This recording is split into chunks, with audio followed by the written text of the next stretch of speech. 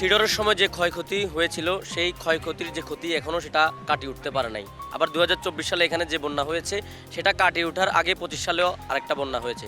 তো আগামীর বাংলাদেশে আমরা এমন প্রতিনিধি চাই, আসলে এই যে ত্রাণ দুর্যোগ যে ব্যবস্থাপনা মন্ত্রণালয় আছে সেখান থেকে যে অর্থগুলো বরাদ্দ দেওয়া হয় এগুলো যাতে সঠিক খাতে ব্যয় করে। যে কোনো একটা দেশ যদি উন্নতির শিখরে যেতে হয় তাহলে ইন্ডাস্ট্রিয়ালাইজেশনটা জরুরি।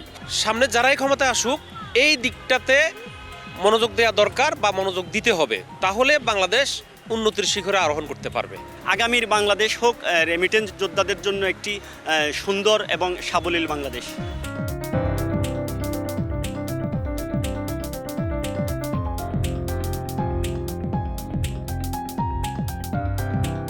আমরা এমন একটা বাংলাদেশ চাই যেখানে আমাদের নিজস্ব একটা শক্তিশালী সংস্কৃতি থাকবে, যেটা আমাদের জাতিসত্তাকে অন্যান্য জাতি থেকে, পৃথিবীর অন্যান্য গোষ্ঠীগুলো থেকে আলাদা করে বাংলাদেশকে ঐক্যবদ্ধ করে পৃথিবীর বুকে মাথা উঁচু করে দাঁড়াতে সাহায্য করবে। সুন্দর একটা ভবিষ্যৎ আমাদের প্রজন্মের জন্য তৈরি হোক। এখানে চাঁদাবাজি থাকবে না, দুর্নীতি থাকবে না, এখানে কোনো ধরনের হয়রানি থাকবে না। নাগরিকরা তাদের নিজস্ব মতামত, নিজস্ব অধিকার তারা বিভিন্ন পর্যায়ে ভোগ করবে এবং প্রয়োগ করবে। যারা এই প্রজন্মকে লিড দিচ্ছে তারা যেন তার শিক্ষা অনুসারে, তার যোগ্যতা অনুসারে সে যেন তার কর্মক্ষেত্রে যেতে পারে, সেখানে যেন কোনো তবদিল না হয়, সেখানে যেন কোনো সুপারিশ না হয়, মেধা যেন মেধার ভিত্তিতে সেই অবস্থান তার টিকিয়ে রাখতে পারে।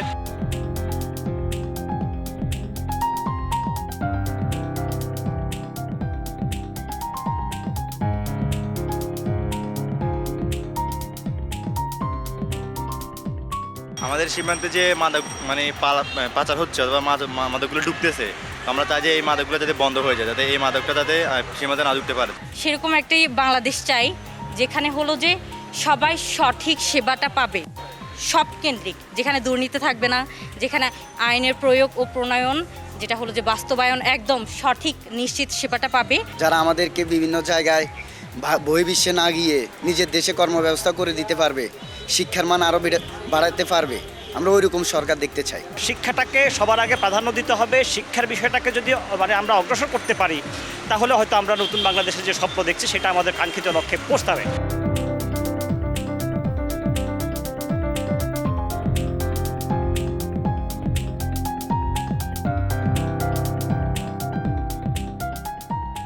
এমন এক কৃষি চাই যে কৃষক নিজে পণ্য উৎপাদন করে সেজন্য গর্ববোধ করে এবং সেজন্য বলতে পারে আমি একজন এদেশের নাগরিক, এদেশের কৃষক, আমার উৎপাদিত পণ্য এদেশের মানুষ ব্যবহার করে, ভোগ করে, এবং উৎপাদিত পণ্যর মধ্যে যেন মধ্যস্থকারী যাতে না থাকে।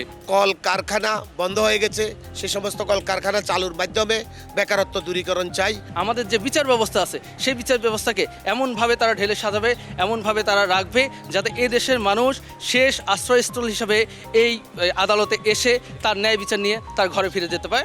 আমরা এরকম একটা ভবিষ্যৎ আকাঙ্ক্ষা করছি।